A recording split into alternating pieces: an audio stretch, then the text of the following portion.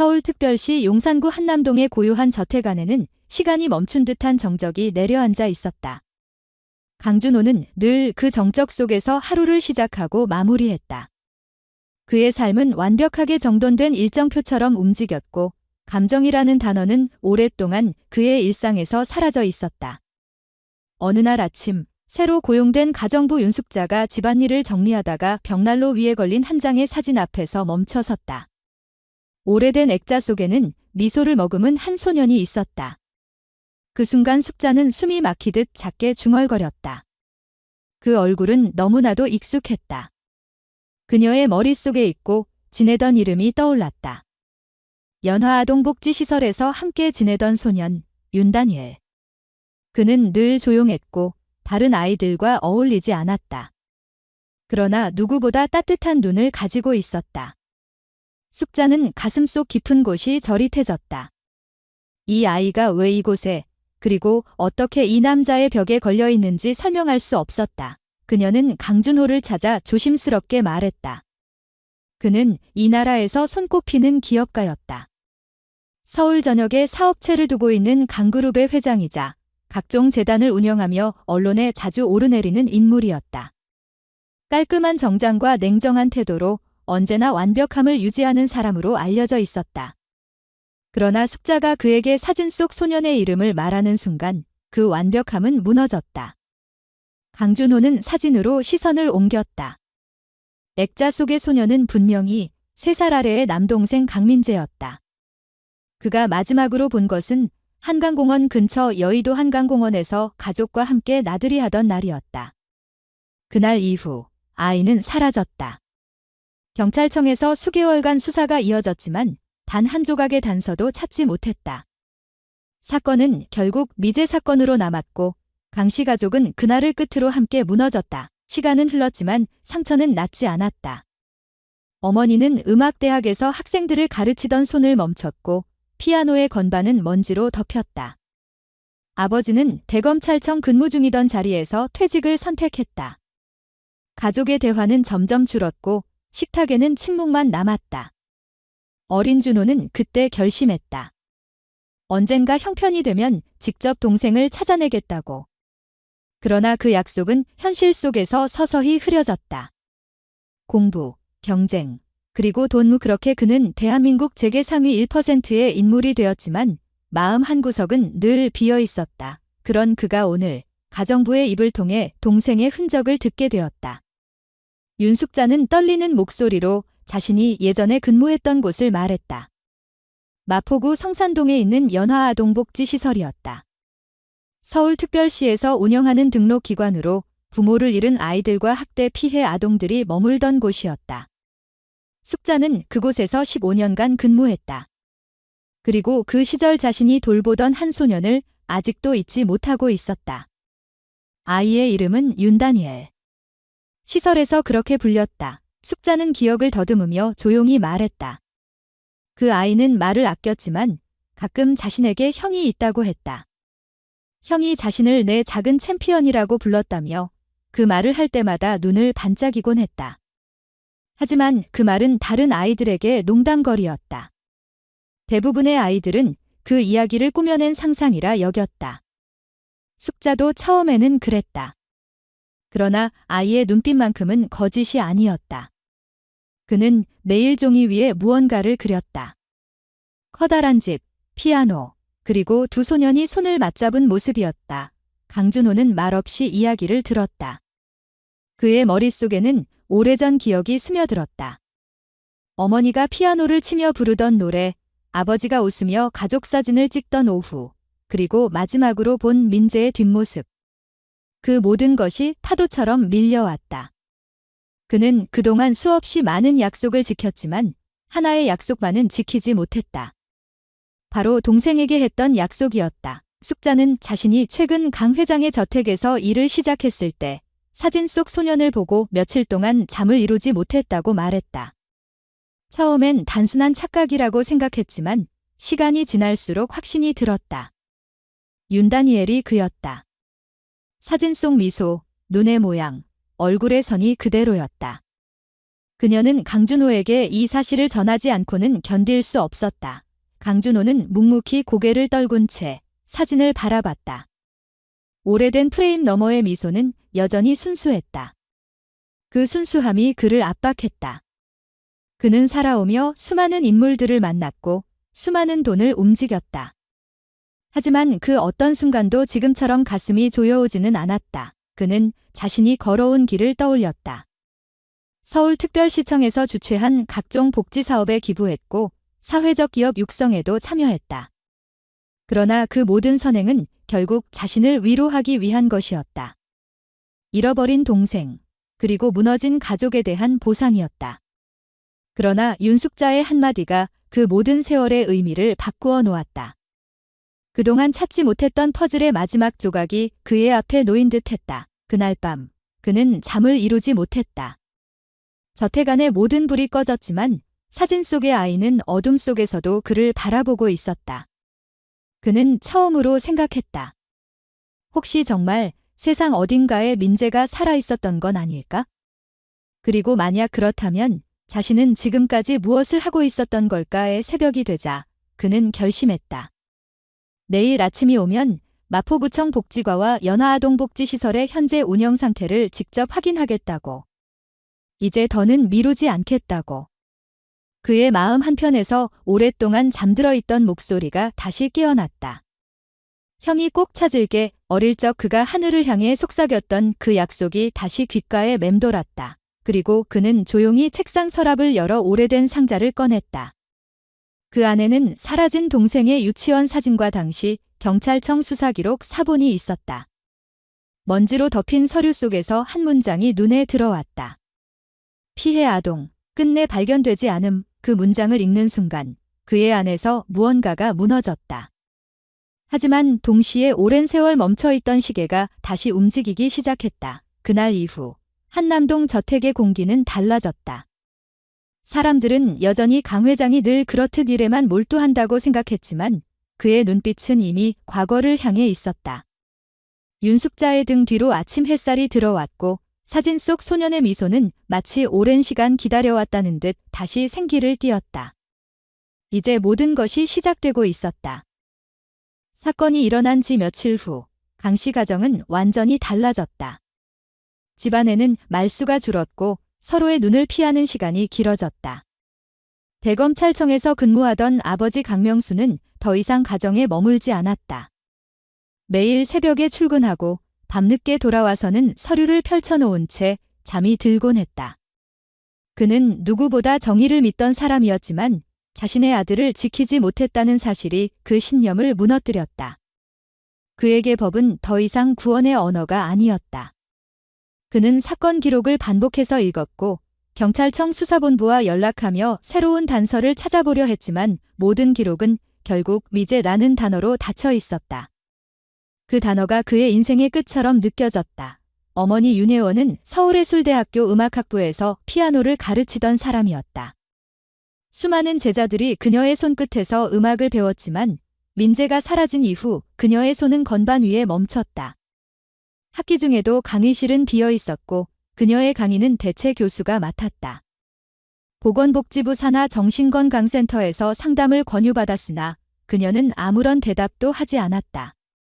하루에도 몇 번씩 피아노 앞에 앉았다가 다시 일어섰고 손끝은 점점 떨렸다. 집안의 공기는 무겁게 가라앉았고 누군가의 숨소리조차 부서질 것처럼 조심스러웠다. 그때 강준호는 8살이었다. 세상의 구조를 이해하기엔 너무 어렵고 일어난 일을 잊기엔 너무 어른이었다. 그는 매일 밤 방 안에서 민재의 이름을 불렀다. 형이 꼭 찾아줄 거라고, 언젠가는 다시 돌아올 거라고. 그 약속은 어린 마음에 새겨진 맹세였다. 그러나 시간이 흘러 그 맹세는 점점 기억의 가장자리에 밀려났다. 초등학교를 졸업하고 중학교, 고등학교를 거치며 주변의 시선은 그에게 동정과 부담을 동시에 안겼다. 친구들은 그의 가족 이야기를 속삭였고 어른들은 불쌍하다고 말했다. 그는 그 말들이 싫었다. 누군가의 동정이 아니라 단 한 사람의 존재가 그리웠다. 어머니는 민재의 방을 그대로 두었다. 교실에서 아이들을 가르치던 시절의 습관처럼 매일 침대 시트를 정리하고 인형의 먼지를 털었다. 그 방은 서울의 계절이 바뀌어도 변하지 않았다. 아버지는 일터에서 승진을 거듭했지만 집에서는 점점 말이 사라졌다.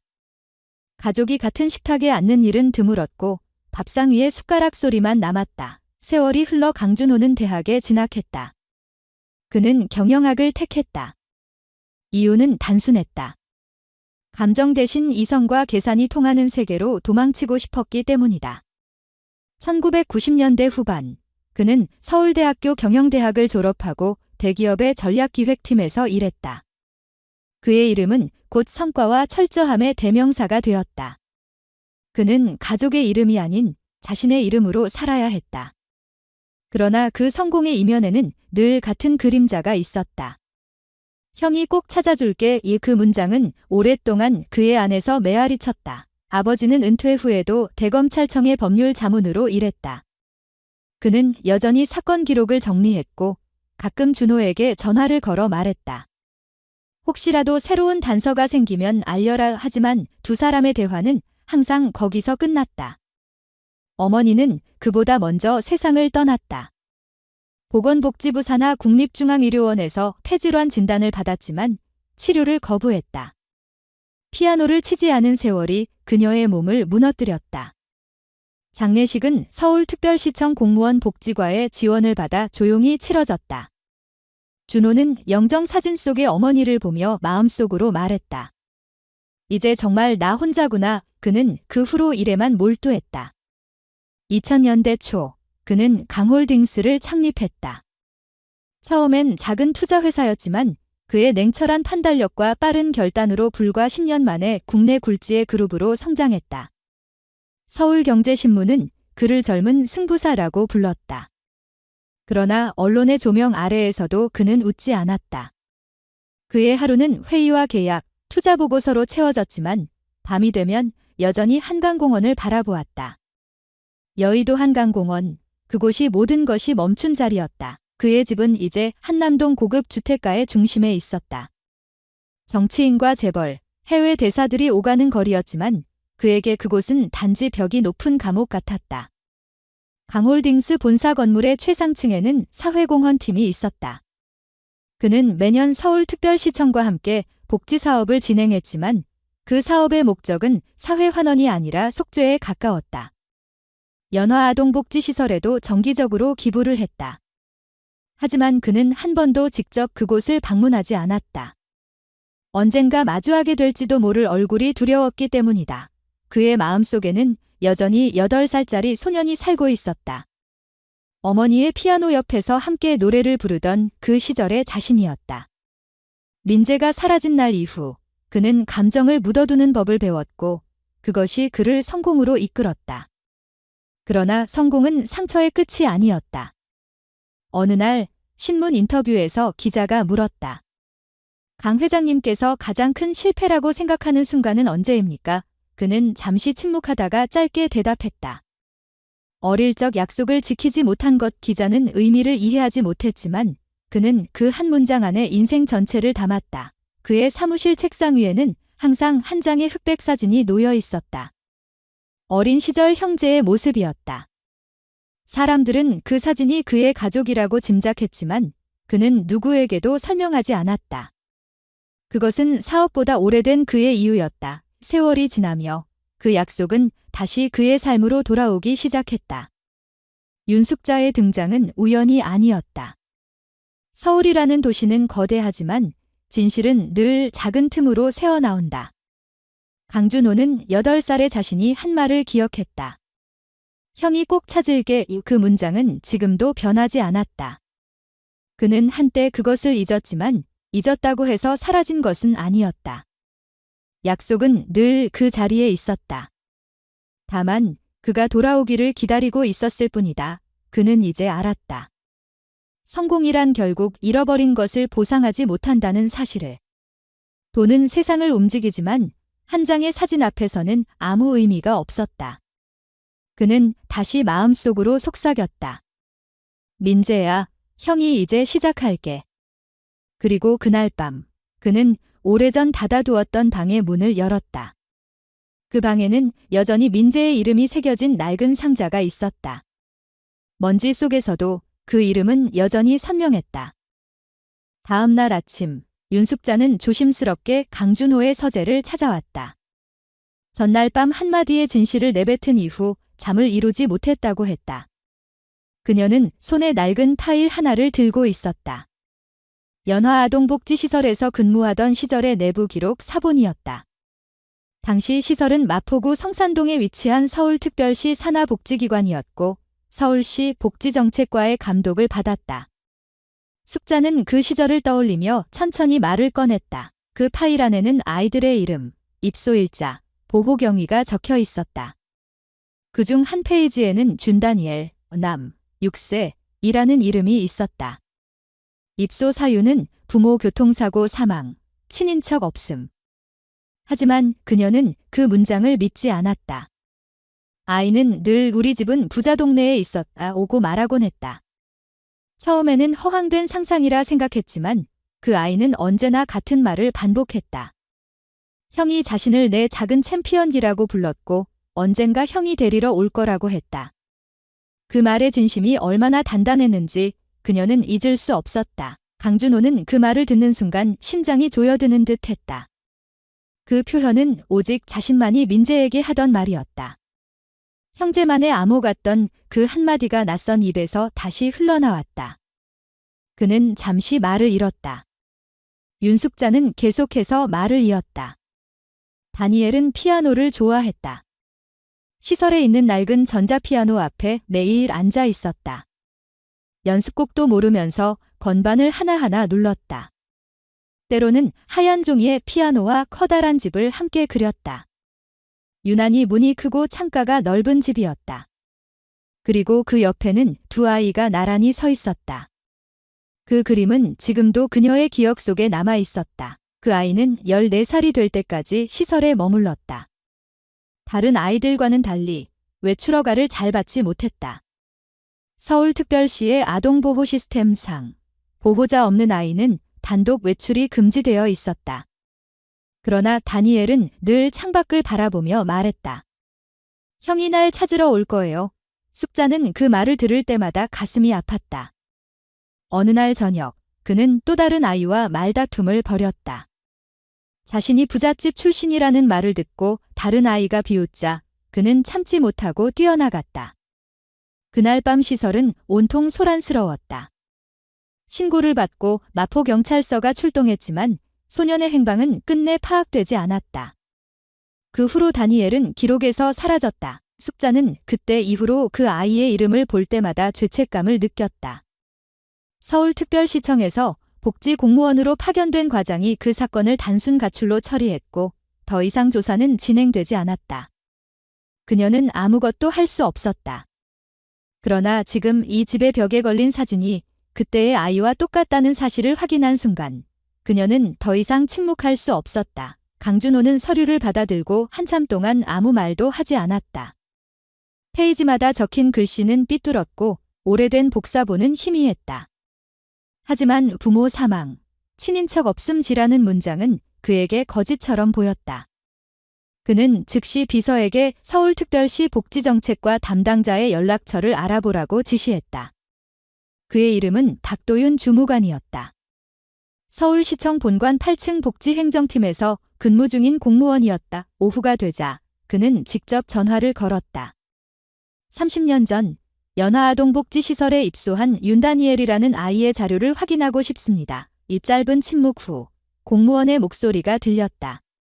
그 시기의 자료는 대부분 보건복지부 중앙기록복관소로 이관되었습니다. 열람에는 정당한 사유가 필요합니다. 그는 망설이지 않았다.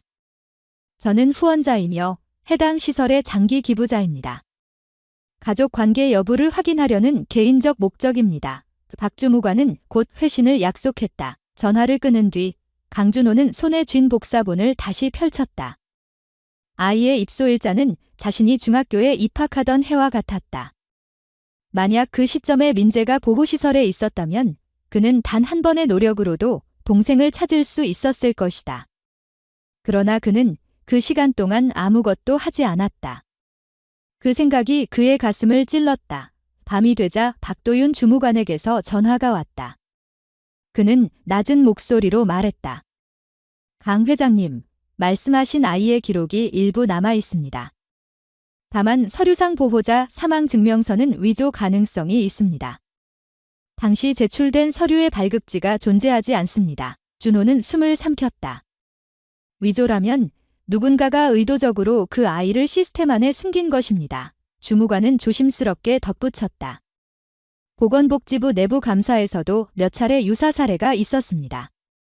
하지만 그건 1990년대 초반, 관리가 느슨하던 시기입니다. 통화를 마친 그는 오래도록 자리에서 일어나지 못했다.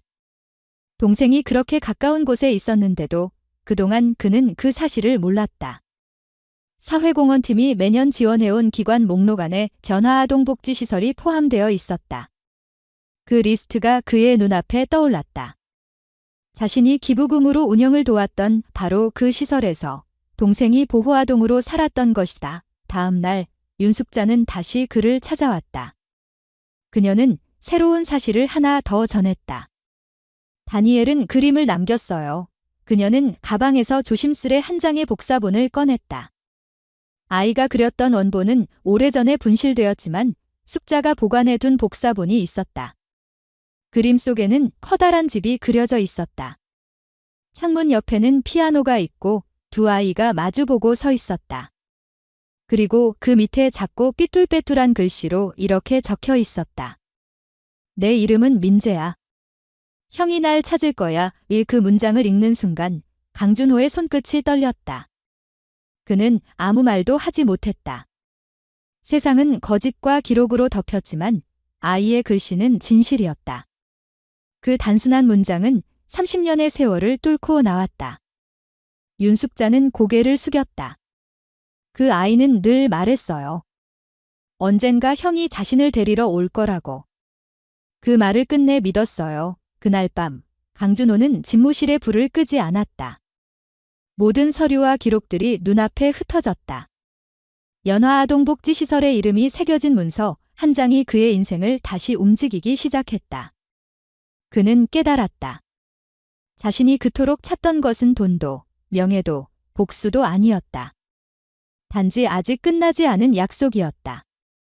그리고 그 약속의 첫 단서가 지금 막 그의 손안에 돌아왔다. 며칠 후 강준호는 윤숙자와 함께 서울특별시청으로 향했다. 그는 이미 복지정책과의 사전 연락을 취해 두었고 담당 공무원과의 면담이 잡혀 있었다. 서울특별시 복지정책과는 시청 본관 8층 아동복지행정팀에 위치해 있었다. 이곳에는 1990년대부터 보관되어 온 국구 시설 자료들이 일부 남아 있었다. 접수 창구 앞에는 수많은 서류 철이 정리되어 있었고 그중 일부는 시간이 지나 퇴색한 색을 띠고 있었다. 담당자는 박도윤 주무관이 소개한 선임 공무원 김혜경 팀장이었다. 그녀는 60대 초반의 여성으로 오래도록 서울시의 복지행정을 담당해온 베테랑이었다. 김 팀장은 강준호가 가져온 문서를 조용히 살폈다. 그는 자신이 후원해온 복지기관의 옛 기록을 열람하고 싶다고 했다. 윤숙자는 자신이 해당 시설의 전직 직원임을 설명했다. 김 팀장은 잠시 망설이다가 기록보존 창고로 안내했다.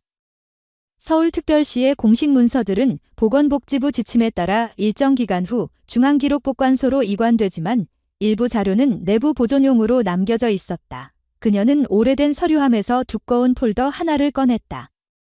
표지에는 전화아동복지시설 1990에서 1995라고 적혀 있었다. 강준호는 숨을 고르고 그 안을 열었다. 아이들의 이름과 입소 경위가 빽빽하게 적혀 있었다. 김 팀장은 조심스럽게 한 장의 서류를 꺼내 보여주었다. 윤다니엘, 6세, 보호자 무보호자란에는 보건복지부 위탁이라는 문구가 있었다. 그녀는 말했다. 이 아이는 당시 한 여성이 데리고 왔습니다. 자신을 보건복지부 아동보호과 파견 직원이라고 소개했죠. 신분증과 공문도 제출했습니다. 당시 시설장은 아무 의심 없이 아이를 인수했습니다. 윤숙자는 기억을 되살리며 고개를 끄덕였다. 맞아요.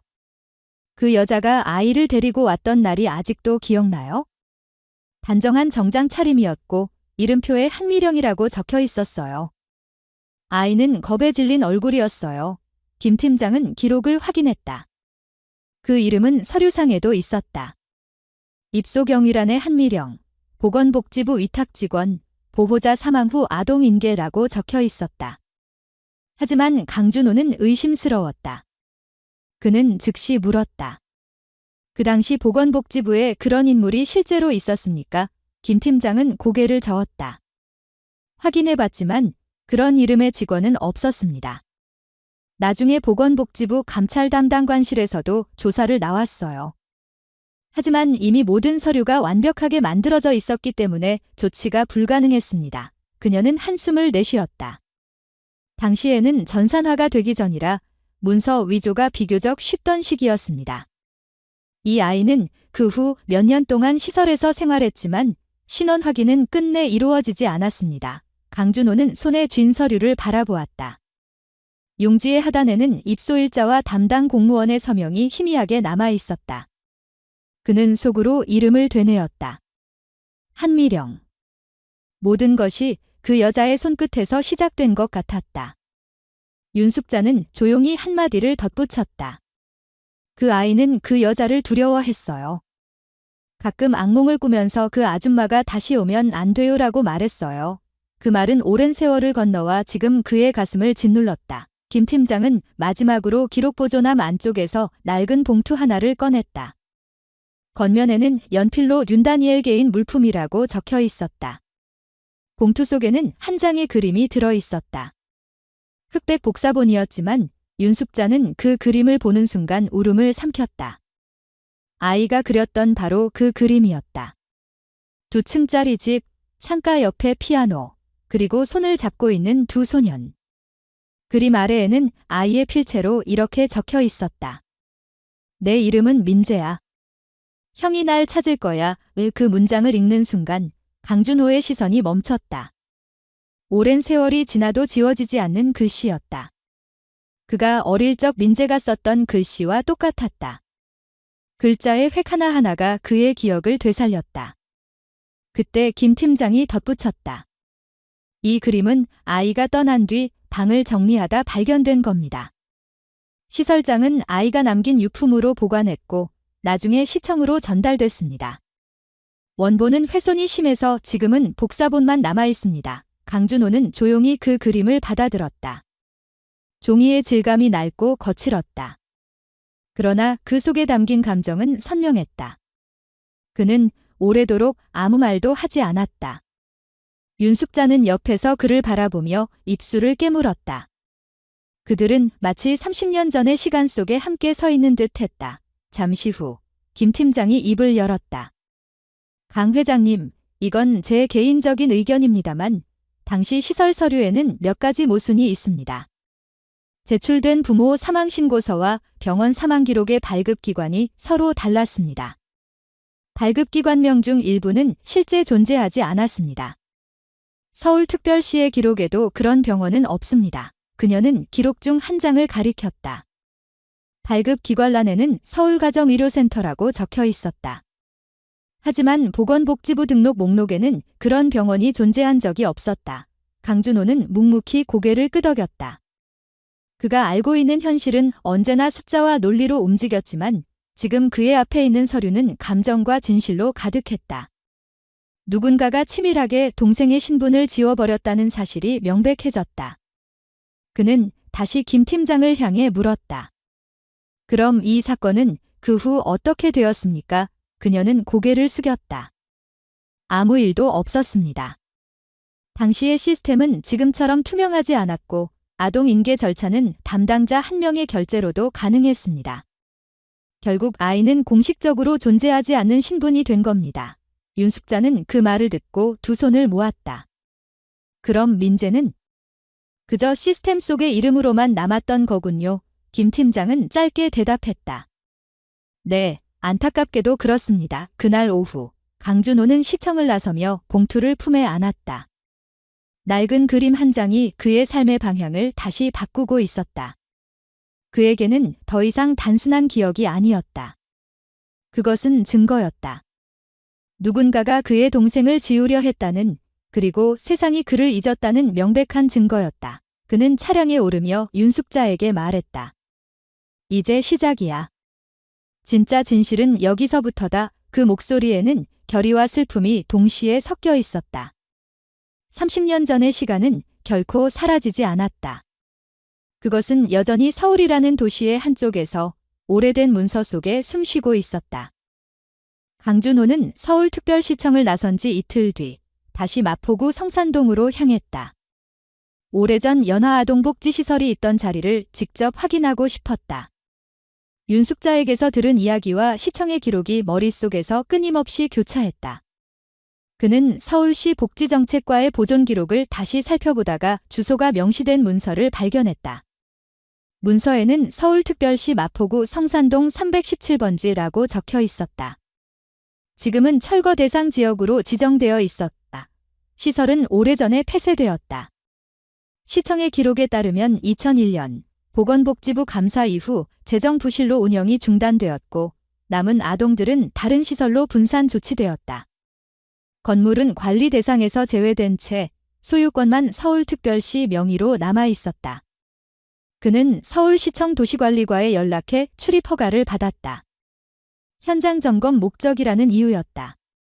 행정안전부의 부속 허가 문서가 이메일로 도착했을 때 그는 마치 과거에 문이 열리는 듯한 기분을 느꼈다. 그날 오후 그는 윤숙자와 함께 성산동으로 향했다. 예전의 복지시설은 이미 철거 직전의 상태였다. 건물 외벽은 갈라져 있었고 출입문은 부서져 있었다. 그곳을 관리하던 마포구청 재산관리팀의 한 직원이 그들에게 열쇠를 건넸다. 오래돼서 안쪽은 안전하지 않을 수도 있습니다. 조심하세요. 짧은 주의만 남기고 그는 자리를 떴다. 윤숙자는 건물 안으로 들어서며 조용히 중얼거렸다. 여기가 맞아요. 교실이 있었던 복도, 식당, 그리고 저쪽이 아이들이 자던 방이었어요. 그녀는 기억을 더듬으며 복도 끝으로 걸어갔다. 그곳엔 여전히 작은 나무 문이 하나 남아 있었다. 그 문을 밀자 오래된 냄새가 공기 속에 섞였다. 벽에는 아이들이 남겼던 낙서가 희미하게 남아 있었다. 이름, 그림, 날짜. 그러나 그중 하나의 문장은 유난히 눈에 들어왔다. 벽 한쪽에 손톱이나 돌로 긁어 쓴 듯한 글씨가 있었다. 난 돌아왔는데 아무도 없었어. 그 문장은 낡은 페인트 아래로 스며들어 있었다. 윤숙자는 손을 입으로 가져가며 숨을 삼켰다.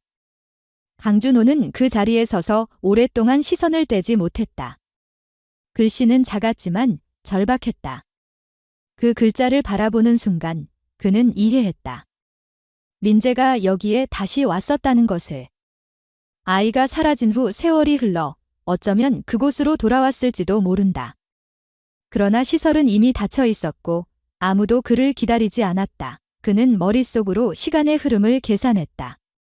2001년 시설이 폐쇄되었다면 민재가 17이나 18쯤 되었을 때일 것이다. 강원도 병원 기록에서 발견된 윤단희의 강이라는 이름과도 시기가 맞아떨어졌다. 그는 그때 다친 몸으로 이곳을 찾아온 것이 분명했다. 어린 시절의 기억 하나로, 형이 자신을 찾을 거라는 믿음 하나로 다시 돌아왔을 것이다. 그러나 문은 닫혀 있었고 세상은 그를 잊고 있었다. 윤숙자는 눈을 감았다. 그 아이가 늘 말했어요. 형이 올 거라고. 그래서 떠나지 않겠다고. 그런데 결국 돌아왔는데 아무도 없었던 거네요. 그녀의 목소리는 떨렸지만 차분했다. 강준호는 아무 대답도 하지 못했다. 그는 자신이 그 자리에 있었어야 했다고 생각했다. 그 한 줄의 문장은 단순한 낙서가 아니었다. 그것은 절망의 기록이자 마지막 신호였다. 그는 마포경찰서 기록을 떠올렸다. 당시 시설 폐쇄 후 경찰서 사회안전계에서 현장 조사를 진행했다는 보고서가 있었다. 그는 즉시 휴대전화를 꺼내 마포경찰서 생활안전과로 전화를 걸었다. 담당 형사는 잠시 후 전화를 받았다. 그 사건은 오래된 자료라 찾기 어렵습니다만 당시 담당자가 퇴직 전 남긴 보고서는 남아있을 겁니다. 담당자는 자료 보관 장소를 알려주었다. 서울특별시 경찰청 데이터보존센터였다. 그는 전화기를 내려놓고 벽의 글씨를 다시 바라보았다. 윤숙자가 작게 속삭였다. 이 문장은 아이의 마지막 흔적이에요. 누구에게도 말하지 못하고 남긴 그녀의 눈에는 미세한 빛이 깃들었다. 저는 이제야 알겠어요. 그때 아이가 남긴 말을 누가 대신 들어줄 수 있었는지. 강준호는 천천히 고개를 들었다. 벽의 그림자 속에서 그는 자신을 바라보는 듯한 아이의 얼굴을 떠올렸다. 모든 게 늦었지만 아직 끝나지 않았다고 느꼈다. 그 벽 위의 문장은 동생의 존재를 증명하는 단 하나의 언어였다. 세상은 그 아이를 잊었지만 그 문장은 살아있었다. 윤숙자는 가방에서 조그만 노트를 꺼냈다. 그녀가 시설에서 일할 때 작성했던 일지의 일부였다. 그 안에는 그날 밤의 기록이 남아있었다. 1997년 9월 12일, 아이 한 명이 외출 후 돌아오지 않음. 다음 날 새벽, 복도 벽에 글씨가 남아있음. 난 돌아왔는데 아무도 없었어. 경찰 신고 후. 현장 보존 요청. 그러나 그 후의 기록은 비어 있었다. 아무도 다시 이곳을 찾지 않았다. 강준호는 노트를 덮으며 짧게 말했다. 민재는 여기까지 왔어. 그리고 혼자였겠지. 그의 목소리는 낮았지만 단호했다. 그는 주머니에서 작은 카메라를 꺼내 글씨를 촬영했다. 윤숙자는 물었다. 그걸 어디에 쓰시려는 거예요? 그는 짧게 대답했다. 증거로 남겨야 해요. 누군가의 기억이 사라지지 않도록. 그들은 건물을 나서기 전 잠시 그 자리에서 멈췄다. 오래된 시설의 공기 속에는 여전히 아이들의 이름이 남아있는 듯 했다. 그러나 그중 한 이름만은 누구도 불러주지 않았다. 그 이름이 지금 그의 입에서 다시 태어났다. 민재야. 그는 마음속으로 부르고 또 불렀다. 밖으로 나오는 길에 그는 서울특별시 건축관리 시스템의 표지판을 바라보았다. 그 표지판에는 철거 예정지라는 붉은 글씨가 붙어 있었다. 그는 윤숙자를 향해 조용히 말했다. 이 건물은 곧 사라질 겁니다. 하지만 이 벽만큼은 기억 속에 남을 거예요. 그녀는 고개를 끄덕였다. 그날 밤, 그는 한남동 저택으로 돌아와 책상 위에 벽에 사진을 올려놓았다. 그리고 곁에 연화아동복지시설의 그림을 함께 두었다. 피아노가 그려진 집, 손을 잡은 두 아이, 그리고 벽의 문장. 세 개의 조각이 하나의 이야기로 이어졌다. 그는 눈을 감았다. 돌아왔는데 아무도 없었어. 그 문장이 머릿속을 울렸다. 그는 알고 있었다. 이제 다시는 외면할 수 없다는 것을. 세상이 차갑게 등을 돌렸던 아이의 목소리가 이제 그의 삶을 이끌고 있었다. 강준호는 연화아동복지시설에서 돌아온 그날 밤, 서울특별시청 기록실에서 복사해온 모든 서류를 책상 위에 펼쳐놓았다. 벽에 새겨진 문장과 그림 속의 피아노, 그리고 위조된 서류까지. 모든 조각이 하나의 흐름으로 이어지고 있었다. 그러나 그 흐름의 끝에는 아직 이름이 없었다. 그는 결심했다. 이번엔 단순한 추측이 아니라 실제 증거를 찾아야 했다. 그는 다음 날 오전 자신의 비서에게 지시를 내렸다. 경찰청 실종사건 전산망과 민간조사팀 자료를 동시에 조회해. 1990년대 후반부터 2000년대 초반 사이 강원도 일대에서 보호자 없는 청소년으로 등록된 사례를 전부 찾아. 그 명령은 빠르게 움직였다. 그의 회사 강홀딩스는 사회공헌팀을 통해 경찰청과 협력관계를 유지하고 있었다. 경찰청 실종전담 수사대 데이터베이스에 접근할 수 있었던 것은 그 인연 덕분이었다. 이틀 후 서울지방경찰청 형사과에 실종수사 담당 경위 박재민이 보고서를 보냈다. 강원도 춘천시 지역에서 발견된 한 기록이 그의 눈에 들어왔다. 2009년 3월 강릉원주대학교 병원 응급실에 튌다니엘 강이라는 이름의 환자가 입원했다는 내용이었다. 나이는 17세, 교통사고로 추정되는 부상. 당시 보호자는 없었고 접수 서류에는 시설 아동 출신이라는 메모가 있었다. 강준호는 그 문장을 읽는 순간 몸이 굳었다. 윤다니엘 강 민재의 이름과 성이 함께 적혀 있었다. 그는 즉시 병원에 연락했다. 강릉원주대학교병원 의무기록팀 담당자는 신중하게 답했다. 보존기간이 지나 일부 자료는 폐기됐습니다만 당시 담당 의사가 현재도 병원에 근무 중입니다. 그 담당 의사는 응급의학과 이정훈이었다. 그날 오후 그는 곧바로 강원도로 향했다. 윤숙자도 동행했다. 병원 도착 후 이정훈 의사는 기록을 찾아보더니 기억을 떠올렸다. 그 소년 기억합니다. 이름은 윤다니엘 강 응급실로 실려왔을 때 의식이 희미했지만 깨어난 후에는 자신을 그림을 그리는 사람이라고 소개했어요. 사고 당시 신분증도 없었고 가족 연락처도 몰랐죠. 강준호는 묻고 싶었지만 말을 아꼈다. 의사는 이어 말했다. 그 소년은 회복이 빠른 편이었습니다. 치료가 끝날 무렵 디스차어지 신청서를 직접 써서 내밀었어요. 이유란에 다시 살던 곳으로 돌아가야 한다고 적혀 있었죠. 그리고는 그날 오후에 병원을 떠났습니다. 그게 마지막이었어요. 윤숙자는 조용히 속삭였다. 살던 곳이라면 연화아동복지시설이었겠죠. 강준호는 고개를 끄덕였다. 모든 것이 이어지고 있었다. 2009년이면 시설이 폐쇄된 지 이미 8년이 지난 후였다. 그럼에도 민재는 여전히 그곳을 기억하고 있었다. 그는 자신이 자라난 곳을 집이라 불렀고 돌아가려 했다. 하지만 그곳엔 아무도 남아있지 않았다. 이정훈 의사는 잠시 생각에 잠기더니 말했다. 그 아이는 퇴원하기 전날 병실 벽에 그림을 하나 남겼어요. 간호사가 치우려다 그대로 두었죠. 나중에 병실을 리모델링하면서 그 벽을 사진으로 남겨뒀습니다. 그는 컴퓨터를 켜고 오래된 폴더를 열었다. 화면 속에는 흐릿한 사진 한 장이 있었다. 하얀 벽 위에 그려진 작은 그림. 피아노와 두 아이, 그리고 그 아래 적힌 문장. 형이 날 찾을 거야. 강준호는 숨을 삼켰다. 그 글씨체는 변하지 않았다. 윤숙자는 눈을 감았다. 그 아이는 여전히 형을 기다렸네요. 의사는 고개를 숙였다. 그때는 그저 이상한 낙서라고 생각했습니다. 하지만 지금 생각해보면 그 아이는 누구를 향해 메시지를 남겼던 것 같아요. 강준호는 사진을 받아들고 병원을 나섰다. 그는 자신이 지나온 세월의 무게를 느꼈다. 민재는 살아있었다. 그리고 그 아이는 다시 한번 자신을 찾아오길 바라고 있었다. 그는 그날 밤 강릉의 숙소에서 경찰청 데이터베이스를 다시 열람했다. 민간조사팀에서도 강원도 내 유사한 이름의 인물들을 추적 중이었다. 며칠 후 민간조사팀 팀장 김태성이 보고서를 전달했다. 회장님, 추가로 확인된 정보가 있습니다.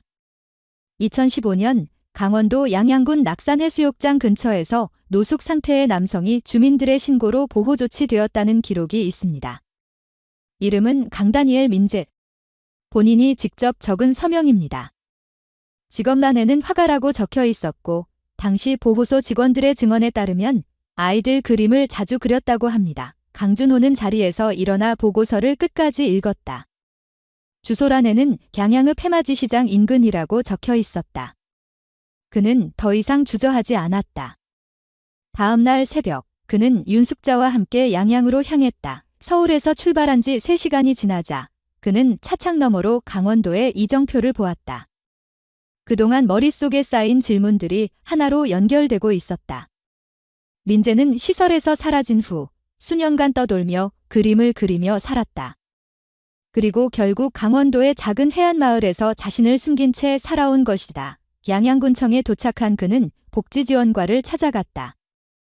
담당 주무관은 오래된 기록을 뒤져 한 장의 서류를 꺼냈다. 2015년 당시 강다니엘 민재라는 이름으로 등록된 임시 보호 대상자가 있었습니다. 보호 기간은 한 달, 이후 본인 의사에 따라 퇴소했습니다. 현재 주소지는 남겨두지 않았습니다. 주무관은 잠시 망설이다가 덧붙였다. 당시 그 남성은 시장 근처에서 아이들 초상화를 그리며 생계를 유지했습니다.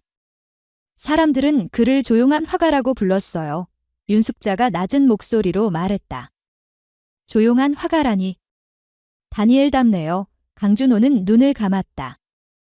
퍼즐의 마지막 조각이 그려지고 있었다. 그는 복지지원과에서 제공한 자료를 정리한 뒤 양양경찰서 생활안전계로 향했다. 담당 형사에게 상황을 설명하자 형사는 오래된 기록처를 꺼내 보여주었다. 서류 하단에는 한 문장이 있었다. 강다니엘 민재, 양양읍 거주, 무직, 화가, 연락 두절, 그리고 그 옆에 적혀있는 메모 한 줄 현재까지도 지역 주민들 사이에서 거리 화가로 목격된다는 제보 있음. 그 문장을 읽는 순간 강준호의 심장이 빠르게 뛰었다. 세상은 돌고 돌아 그를 다시 민재에게 데려다 놓고 있었다. 그는 윤숙자를 향해 말했다. 민재는 아직 여기 있어요. 그날 밤 그는 호텔방에 앉아 연화아동복지시설에서 가져온 그림을 꺼냈다.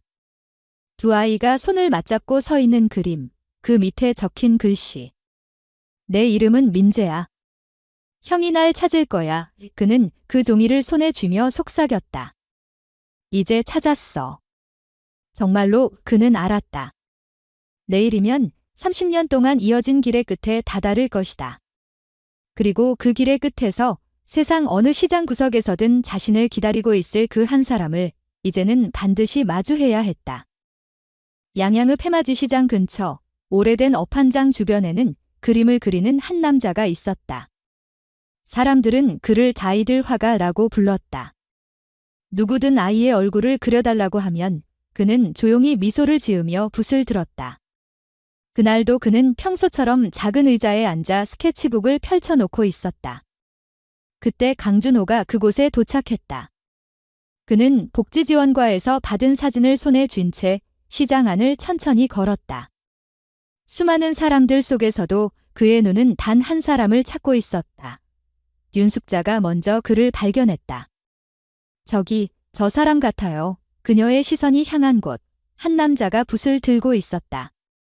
그의 머리에는 흰빛이 섞여 있었고 손등에는 세월의 흔적이 남아 있었다.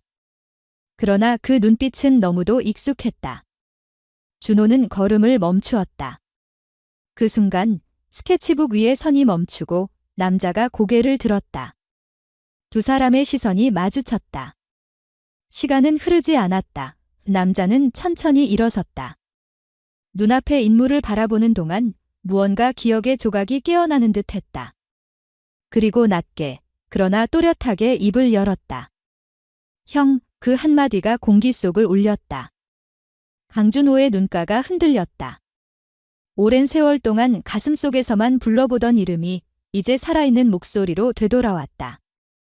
그는 가까이 다가가 입을 열었다. 민재야, 이 그 두 음절이 나오자마자 그의 눈에서 눈물이 흘러내렸다. 말이 필요 없었다. 세상 모든 설명이 그 두 단어 안에 있었다. 윤숙자는 조용히 뒤로 물러났다. 두 사람은 서로를 바라보며 오랜 세월의 거리를 지웠다. 시장의 소음 속에서도 그들의 침묵은 묵직했다. 마침내 민재가 한 걸음 다가섰다. 그리고 떨리는 목소리로 말했다. 형이 정말 날 찾았네. 그 말에는 원망도 눈물도 없었다. 오직 긴 기다림의 끝이 있었다. 그날 오후 강준호는 윤숙자와 함께 민재를 차에 태웠다.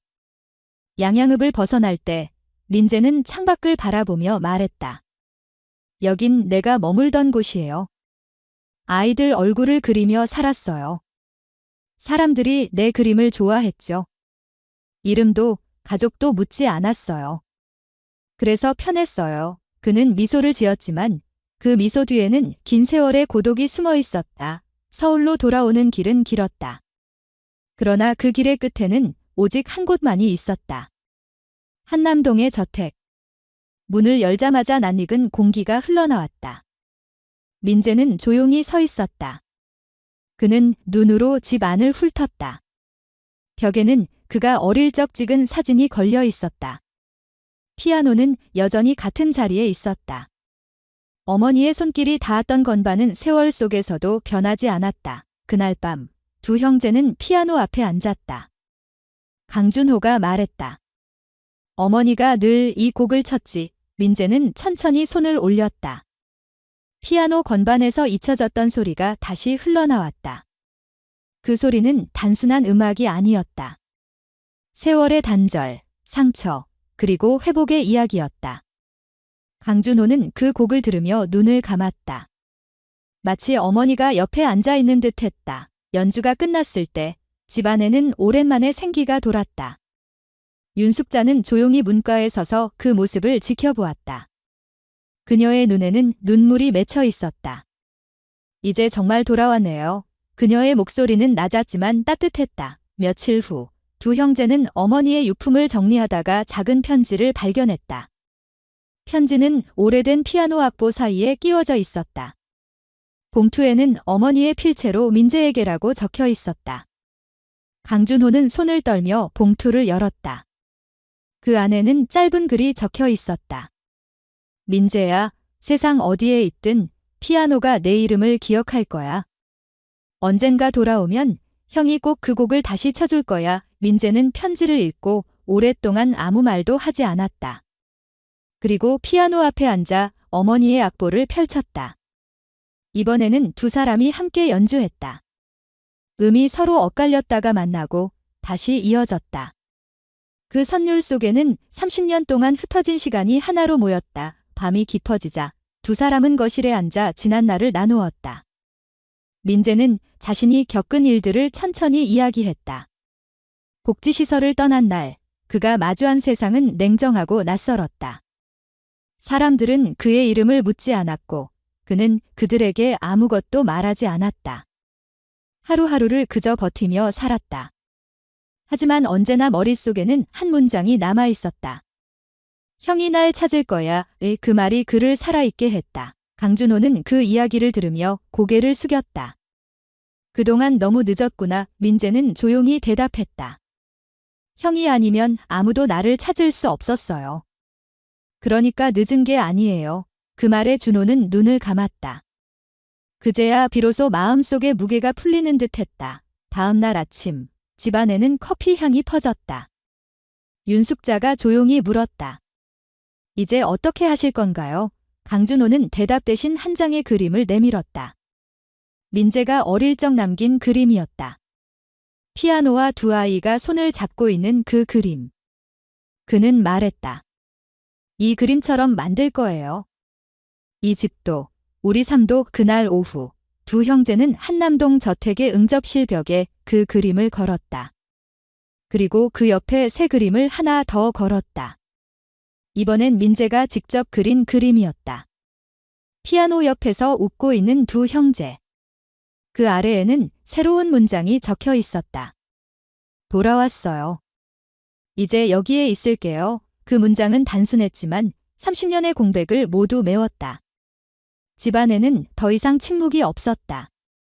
피아노의 음이 흐르고 웃음소리가 섞였다. 윤숙자는 부엌에서 커피를 내리며 조용히 말했다. 이제 이 집은 살아있네요. 그날 밤, 민재는 창가에 앉아 서울의 불빛을 바라보았다. 오랜 세월 동안 자신을 가두던 어둠이 천천히 사라지는 듯 했다. 그는 속으로 중얼거렸다. 이제야 진짜 집에 돌아왔어. 그리고 피아노 위에 손을 올렸다. 건반에서 부드럽게 울리는 첫 음이 30년 동안 닫혀있던 마음의 문을 완전히 열었다.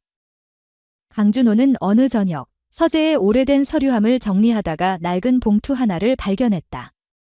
연화아동복지시설의 폐쇄 기록과 함께 묶여있던 서류였다. 봉투에는 깁소자 윤다니엘 강, 보호자 서류 제출자 한미령이라는 글씨가 적혀 있었다.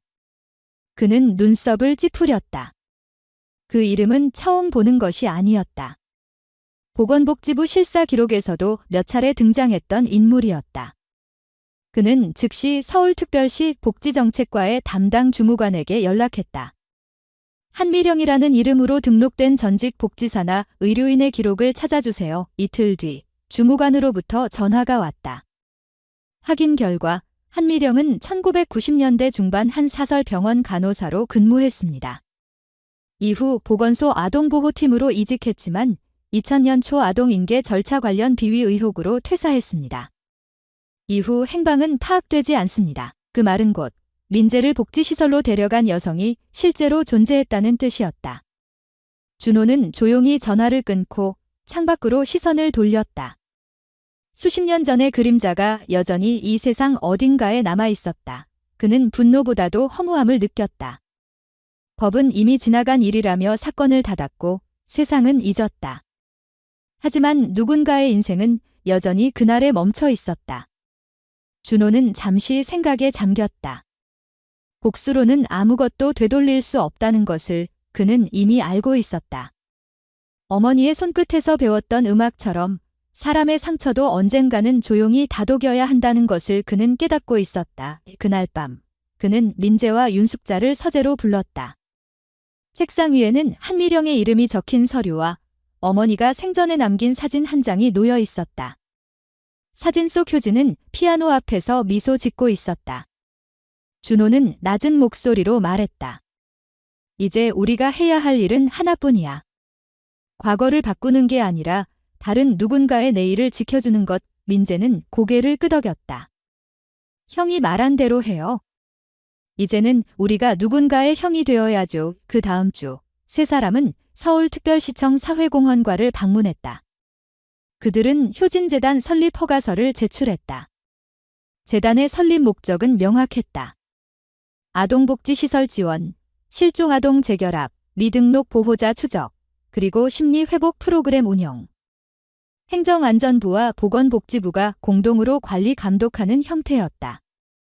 허가가 승인되기까지 2달이 걸렸지만 그 시간은 기다림이 아니라 준비의 과정이었다. 준호는 강홀딩스의 자산 일부를 재단 기금으로 전환했다. 민재는 로고를 디자인했다. 하얀 배경 위에 그려진 두 소년이 피아노 앞에서 손을 맞잡고 있었다. 그 아래에는 재단의 이름, 효진재단이라는 글씨가 새겨졌다. 윤숙자는 실무를 총괄하며 전국의 복지시설과 연락망을 구축했다. 각 지역의 사회복지 공무원들과 협력해 시설에서 보호를 받는 아이들의 기록을 재검토했다. 재단의 공식 출범식은 서울문화예술회관에서 열렸다. 행사장에는 정부 관계자, 복지단체, 언론인, 그리고 시설 출신 청년들이 자리했다.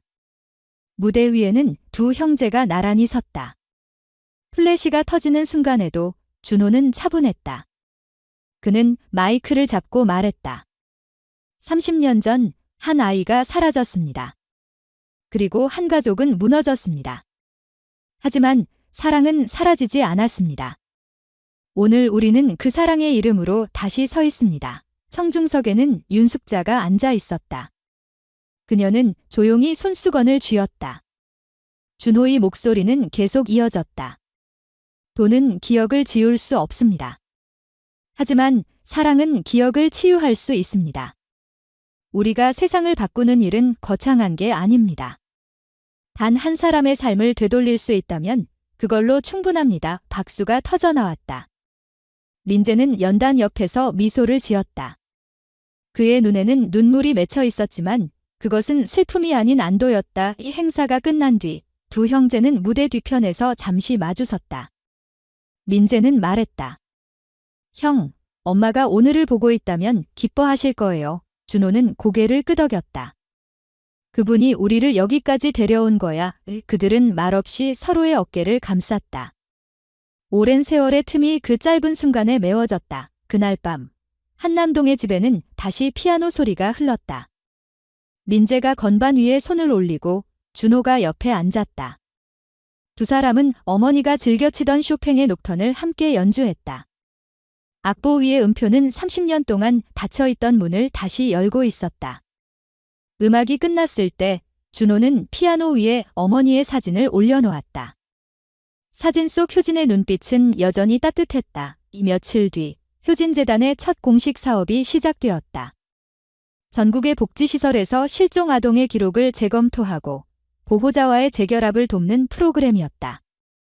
민재는 아이들의 초상화를 그려 전시회를 열었다. 그는 말했다. 이건 내 과거를 치유하는 방법이에요. 세상 어딘가에 있을 또 다른 나에게 보내는 인사조의 전시회는 많은 사람들에게 감동을 주었다. 준호는 서울특별시청에서 열린 재단 간담회에서 마지막으로 한마디를 남겼다. 우리는 완벽하지 않습니다. 하지만 우리가 살아있는 이유는 여전히 누군가를 사랑하고 있기 때문입니다. 그것이 사람을 구하는 유일한 힘입니다. 시간이 흘러 어느 봄날 재단의 사무실 벽에는 새로운 그림이 걸렸다. 두 형제가 피아노 앞에서 손을 잡고 있는 그림, 그리고 그 아래에 적힌 문장. 사랑은 잊히지 않는다. 다만 다시 불릴 때까지 기다린다. 그 문장은 효진재단의 신념이 되었다. 밤이 되면 한남동의 집에서는 여전히 피아노 소리가 들렸다. 준호는 악보를 넘기며 조용히 속삭였다. 민재야, 세상이 잊었다 해도 우리는 기억할 거야. 민재는 미소를 지었다. 형, 이 소리가 끝나지 않으면 엄마도 아직 여기 계신 거겠죠? 건반에서 마지막 음이 울렸다. 집안은 고요했지만 따뜻했다. 세상은 여전히 완벽하지 않았고 과거의 상처는 완전히 사라지지 않았다. 그러나 그들은 알았다. 사람의 마음은 결국 다시 서로를 찾아가는 길을 알고 있다는 것을. 그날의 연주는 한 가정의 귀환이자 수많은 잃어버린 이름들을 향한 약속이었다. 그리고 그 약속은 이제 세상을 향해 조용히 퍼지고 있었다. 오늘의 이야기를 끝까지 함께 해주신 모든 분들께 진심으로 감사드립니다. 긴 시간 동안 마음을 열고 귀 기울여 주신 여러분의 따뜻한 관심이 저희에게는 큰 힘이 됩니다. 오늘 전해드린 이야기가 누군가의 기억 속에 혹은 하루의 한쪽 구석에 작은 위로로 남길 바랍니다. 세상에는 때로 이해할 수 없는 상처와 아픔이 있지만 사랑과 용서가 있다면 사람은 언제든 다시 시작할 수 있다는 것을 이 이야기가 알려줍니다. 잃어버린 시간도 멀어진 관계도 진심으로 서로를 향할 때 다시 이어질 수 있다는 믿음을 나누고 싶었습니다. 여러분의 마음속에도 누군가를 떠올리게 하는 따뜻한 감정이 남았다면 그것만으로 충분합니다.